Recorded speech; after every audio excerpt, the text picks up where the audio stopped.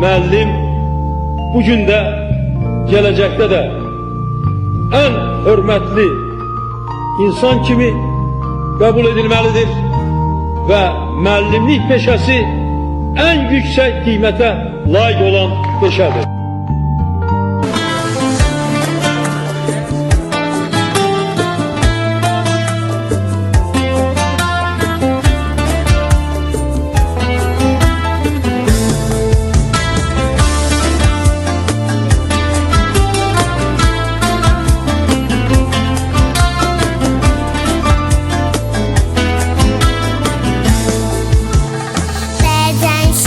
Yuxularda dönüp şıltak küçük kıza, sevinciyle yürürəm doğma məktəb yollarında.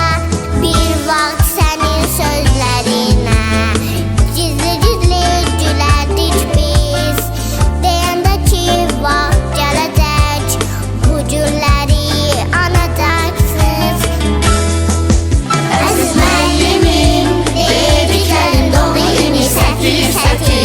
ne olarsa o günleri bircə anlıq geri gətir. Əziz müəllimim, dediklərin dolu imiş sətir.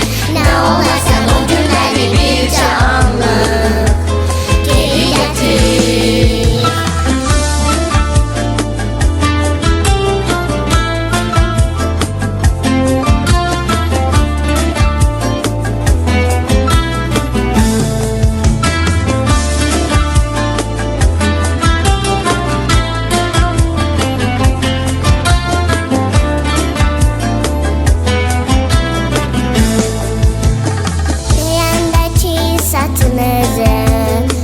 Şəhəri çöl